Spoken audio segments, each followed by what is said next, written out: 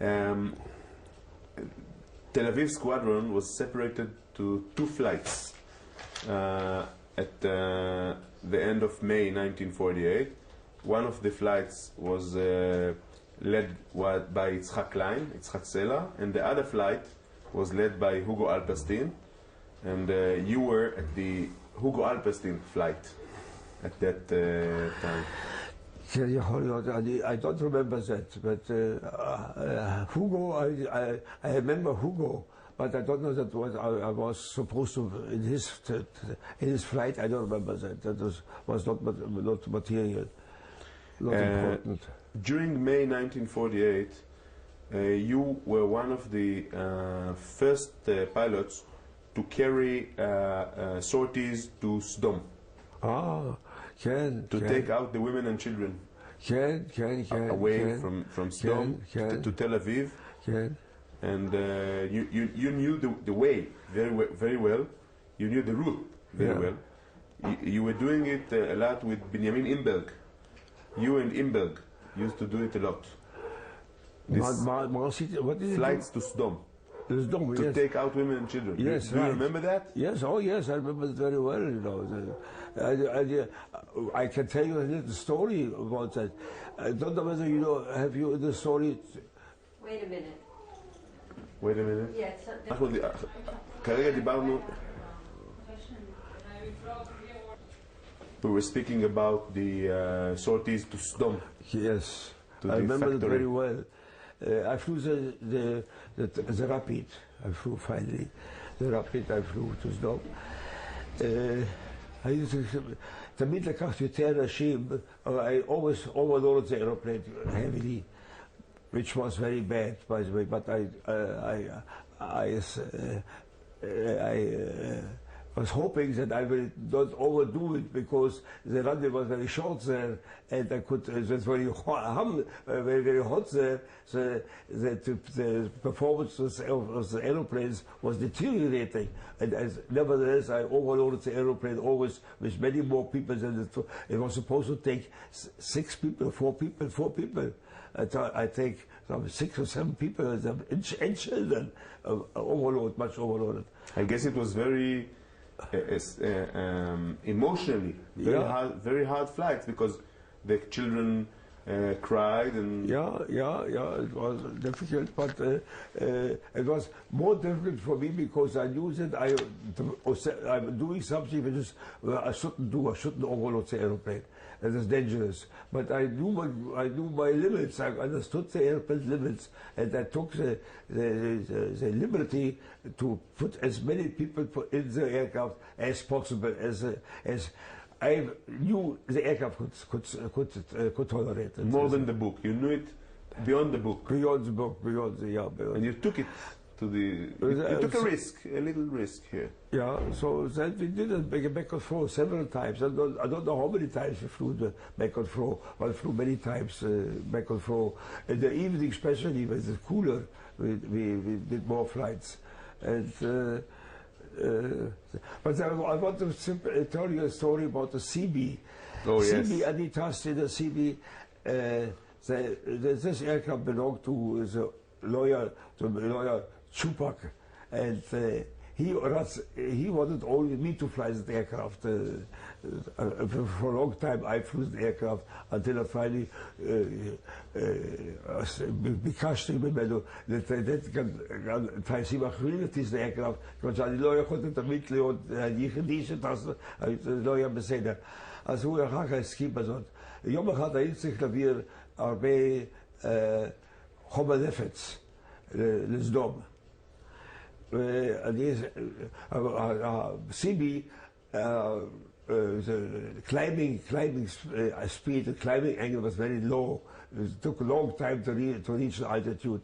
And so I was always circulating over the airport of Tel Aviv until I reached about 4,000, 5,000 feet, and then I went direction to the snow.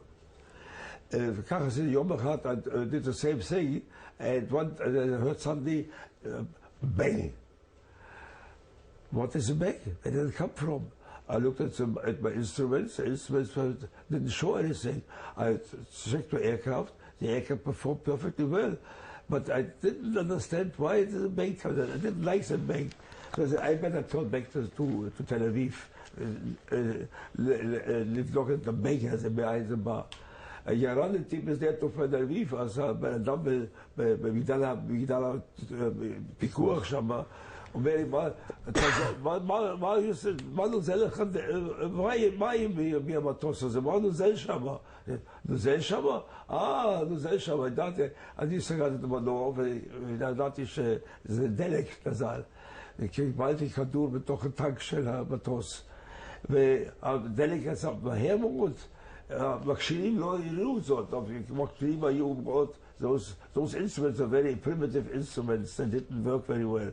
So they didn't show me that I lose liquid fluid gas. But הגענו,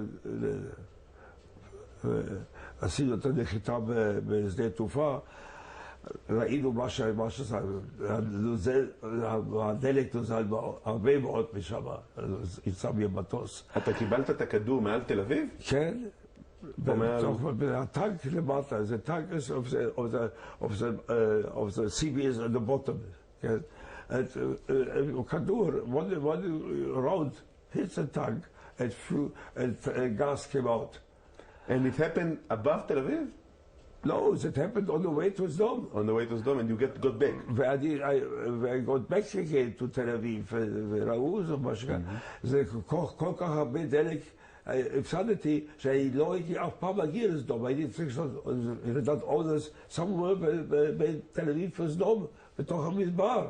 לא היו מוציאים אותי אף פעם, אי אפשר להוציא אותי משם. היה לי מזל שחזרתי.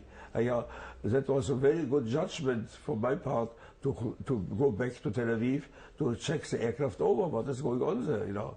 So that was it. That was the CB. That was the end of the CB. ה-CB היה מטוס מאוד מצחיק. Very funny plane. Fine plane. Funny. Funny plane. Well, it was designed to work on the water, basically. See? We used it only to use it on the land with the wheels down, which you could do it. It was a CB. That was an amphibian aircraft. It could fly land on water and take off on water and the same on land. It was a funny aeroplane, but a nice private plane. For Chupak would have been nice, but he never flew it. He couldn't fly it. It was not for his capability. He was not trained enough to fly the aircraft. And it was also taken from him. It was taken from by him. שירות אוויר. Right. And never brought back. Never given back. No. Maybe it's a patent back. I don't know. But it's a patent back now. They didn't pay him even. No. That's not right. It should have paid him at least. What can I tell you? It's a curious. You were also flying to Jerusalem. Yes. To the runway in Jerusalem near the Knesset of today, near Rechavia. Under Rechavia. Yes. On the way to the Matzleva. Yes. Very dangerous runway. Very dangerous runway, very dangerous to land on there, very dangerous to take off, because the Arabs are shooting. Not only was that runway very short and difficult to land on it, but was shooting it. It was not very pleasant. And yes, I landed several times on the airport. I flew several times. ידעו לך שם שרם? אתה מכיר שרם? שרם, כן. He's alive. שרם היה אז, he was there, כלומר תעופה, flying above. הוא היה מסדר את השדה התעופה. He was there he was the פקח טיסה. כן. ירחמיאל שרם is still alive with us. כן, וישב היה גם בשביל אל על הרבה. הוא היה סמנכ"ל אל על, נכון? הוא חי בתל אביב. כן, אז שרם תמיד קיבל אותנו שם, ואני שלחתי לי, if I did not land in Jerusalem, I dropped food down there for them. And always for Shrem, I dropped food. I made a package that is there too far to Tel Aviv here, and I dropped the food on the runway to Shrem for something to eat. You had another flight to Jerusalem, a very, very complicated flight to Jerusalem, to the old city, to the ancient city of Jerusalem. You were on May 24th, 1948, you were trying to drop a package to the people down there in the ancient city. You remember that flight with Mati Sukenik? Trying to help you to get there. Yes. It was a rapid, and the Arabs were shooting on you, and you had to get at night to the old city, right? Very low level, yes, with the packages and yes, drop packages. right. Some of them reached them, some of them did not. Didn't reach them. Yes, it was very difficult to. Yes, it was a difficult flight, and we tried our best to drop Skellig. He was a bomb chucker. He was in the back of the aeroplane, so drops the side. Although I gave a signal with a bell. Then he started to drop it. But it was more or less lined up with what I thought would be the right position to receive the packages from the people downstairs. I rang the bell, and Skellig started to drop. And the others were shooting, that's true. There was another case where I made a takeoff from the day too far in the Auster, small aircraft, sees in the Auster, and the engine cooked out. Engine stopped working. In Jerusalem? Yeah, and I had to make the forced landing back on the field, which without an engine, it was a very, very tricky thing, very difficult. It's something that usually is not recommended to do. No, never get back to the never field. Where should I go? You know, the mountains. No, I tried to go back. The engine cocked out in an altitude high enough so they could make it. So I turned around and made a landing in Jerusalem, the airport, and then the cylinder, one of the cylinders blew. You know, the engine stopped working, and that was one thing. And also, it said to me in Jerusalem at Mishu Sochnud, very important person from the Sochnud. I forgot his name. He had to fly to Roma to meet each other, and I took him out from Jerusalem in the Ulster. I took him out to Tel Aviv, so he could fly then to Roma or to Anglia to a meeting. What was his name? I forgot his name. One of the seniors. One of the senior people there. Yes. An older gentleman. I will remember the name a little bit later, I guess. Concerning what happened in the summer of 1948, May, June, after the establishment of the State of Israel, do you remember the moment of the establishment? May 14, 1948, yes. Friday, Ben Gurion declares the State of Israel. You remember where you were? I think I was at home listening to the radio, I think. I don't remember exactly where I was. Yes, I remember that, but I don't know further details. I don't know exactly where I was, what I did to say after or whatever. I knew that we are going to have a hard time for sure. Because it was after half a year of war already, right. Since November. Yeah, right. And I knew we were going to have a hard time, and I knew also that I will have a hard time specifically, which was really true. I had a hard time later on. Where did you live after the Second World War, during the War of Independence? You had an apartment of your own. Where did you live? Yes, I lived in Tel Aviv in Rehov Israelis. Rehov Israelis or Rehov Israelis. I lived. Yes, Rehov Israelis. I lived. I had a three-room apartment there. It's Already had children? Yes, she was born. She was,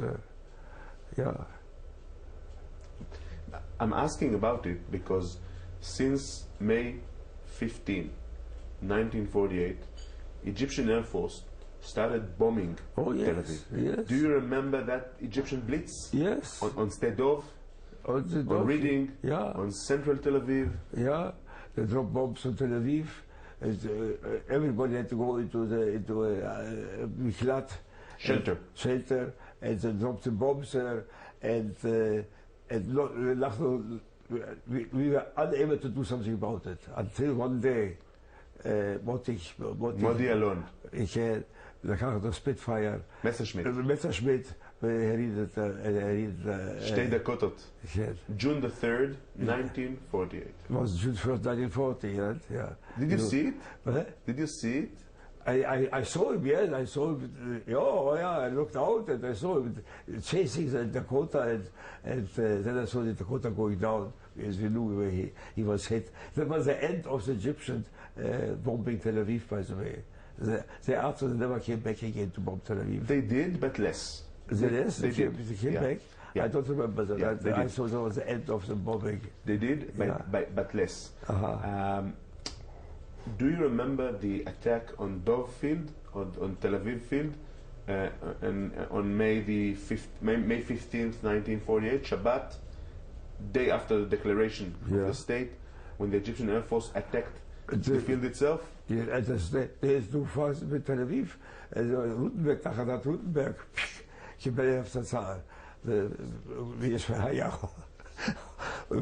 Big hole in the building there. Yes, that I remember. I was on the way to the airport to take the airplanes away, or to take them to the Sharon, to Shfaim and Herzliya and Mabarot. Yes. I was on the way, and when they came, I was lying down flat on the grass on the way to the airport, waiting for them to pass by, and then we continued to go to the aircraft and flew them back. You had a car? I don't know. I was. I think I took a taxi. I don't know. I took a taxi and asked him to stop. Yes, I took a taxi, asked him to stop, and I went out of the car and asked him also to drop down on the grass, and we did that. And then the Spitfires left us, and we continued. And he brought me to the airport. And we took the airplane, and I flew the aircraft, I don't know where to. One of the airplanes I flew away then. Even Yehuda, Ma'abarot, Herzliya, Shfaim. Somewhere I flew it down, I don't remember where it was. In the Sharon, in a green area. It was very exciting times. I don't remember exactly. It was too much coming together, you know. You were taking the planes that day. What? You were taking the planes that day in order to put them under cover. Yeah, right. Somewhere in the Sharon. Somewhere. In runways. Yeah, I forgot where to. Yeah. But we took them away from the airport. You know what I forgot to ask you? With what? You know what I forgot to ask you? I forgot to ask you about Pidia Piatelli. Dr. Pidia Piatelli. Piatelli. Yes. He was a real expert for aviation. Well, yes. Piatelli wanted to buy a glider, wanted to build a glider. Tinok. A very small glider. And I was supposed to fly it. Yeah, okay.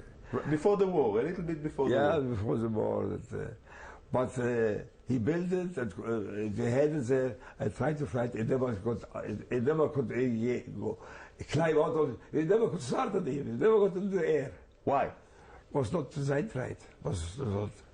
Piatelli was a nice guy, Italian engineer, apparently, and he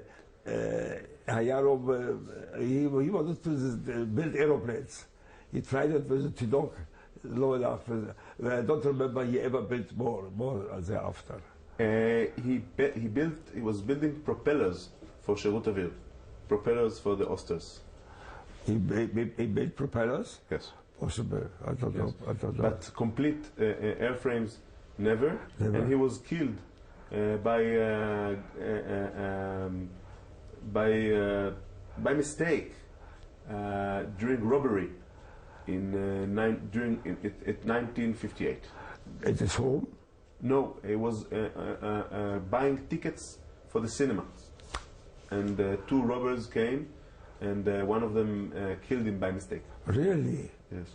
Oh, yeah. And it I was, didn't know a that. very, very, very famous story in Israel of the during the end of the 1950s, but you were not here. I wasn't here, yeah. Yeah. Dr. Yaakov Pidia Piateli. Yeah. Getting back to the War of Independence, after the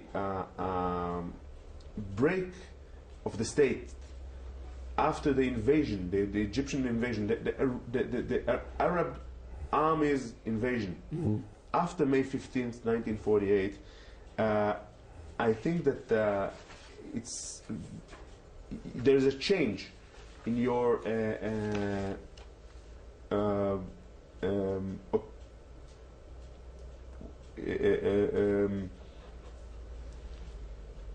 operations, and you are doing a lot of bombing sorties with the light planes of Tayeset Aleph. Oh, yes. A lot of bombing sorties. Yes. Very primitive bombing. Primitive, yes. Just a minute. It was Piper Cup, I think we used. No, they did not arrive yet. Auster. Auster, Bonanza, Fairchild, Rapid. Yeah, those aeroplanes, yes. We did. I normally did it with the Auster. I flew the Auster, basically. And I had a couple of bombs in there. The bomb chucker was sitting next to me and had one bomb on his knee, one bomb under his knee, one bomb on his knee, and the door was open and we flew around, and then I told him, okay, drop it. They dropped the one thing, and then dropped the other thing. Yes, we did it many times. Those bombing bombs. Usually 25 kilogram bombs. Yeah, right. That were built here by the. Yeah, it was built here. Local bomb. It was just a pipe actually. It was a pipe. It looked like a pipe. It's a detonator on there. Very primitive. Very primitive. Very improvised. Yeah, improvised, of course. Yes. So you were bombing the Egyptian forces near Isdud. You were bombing Dir Snid, Yad Mordechai, the Egyptian forces near Dir Snid. You were doing many sorties of this kind. Yes, many flights. Days, nights. Day and night, yeah, whenever. I forgot how many. All of those are locked. And the guys were very good. They provided me especially for the Rapid. I got a armor plate. The people on the field didn't want me to get hit with the Rapid, so they provided the armor plate so I could sit on it, piece of metal, and it'll make also armor plate. Really? Yeah. They built you an armored plate an armor plate, yeah, a piece of armor under the seat, and on the back a piece of armor, metal. They really liked you. Yeah, they liked me. And I got also sometimes a steel helmet over my head to fly. Steel helmet? Yeah, one of the steel helmets to use. The shooting was terrible, you know. You flew, especially where was it? Near Am. Near Am, yes. Yeah, there was I had to drop lots of ammunition there, lots of stuff there, and they're shooting from the mountains down to the Rapid all the time. It was very, very tricky, and I was very lucky that I never got hit really. But those guys now at the airport provided me with those armor platings, and I was not supposed to take off. They were mad if I took off without them. You have to have that. Did you use to wear the helmet? The helmet, Yes. the helmet I put away because it was heavy, but the armor plate I put in, and insisted on that I have it, that I have to have it. So Did you take a pistol with you too? What? No, without any never had pistol with me. And yes, I did many of those sorties with light aeroplanes, and later on with the heavy aeroplanes, with the C-46s. We'll wait with that. Yeah, The ones that we used to drop the bombs were young pilots. Yeah. Some of them were your cadets before. Yeah. Palmachniks. Yeah. And they used to drop the bombs. Was it efficient? No. I think it would have been better with, retrospectively, I didn't think at that time of that. I would have been better if I would have taken empty beer cans and dropped down beer cans. Because they made a noise, a whistling noise, and the other afraid. Later on I did it, and with the C-46s I dropped in beer cans, empty cans. They made noise, whistling noise, and that was very disturbing to the Arabs, and they didn't like that very much. So anyway, you don't think it was you don't think it was effective? no, the bombing was not effective. Not thanks to now. Even the bombing, I think the bombing was effective in one case in the Blades in the Etzion. There, the same day they gave up the battle. I was flying over them, and they asked me to try to hit the tank. There was a tank there. I don't know whether I hit the tank or not, but they dropped the tank, and I could see the bomb dropping very clear, very near to the tank. More I don't know. I don't know whether the tank was damaged or not, but we could see that drop, the bomb crater right next to the tank, you see. That was the only time where I could see the damage of a bomb we made. Were you, if we're trying to speak about it sincerely after 58 years, real retrospective, were you afraid in this kind of operation shortage? No, not really. If I would have been afraid, I was afraid one time. If I would have been afraid, I wouldn't be able to do those runs because they were shooting incessantly. So okay, but I was not afraid. It had to be done. I was afraid one time when the airport commander, there was one of the military people on this day off. Josef Kropinski was at that time the Mefachet of Zdendorf. And there was the airport and army commander there. And he asked me to take the Rapid and relieve a convoy on the way to Jerusalem. At a time where the air was full of Egyptian Spitfires. So I told him, I don't want to do that. I don't think it's right to do that because I will not. And the Spitfire on my aircraft, what was Rapid? The Rapid was silver painted, black, white, silver. Very reflective. Everybody could see it from the ground, from the air.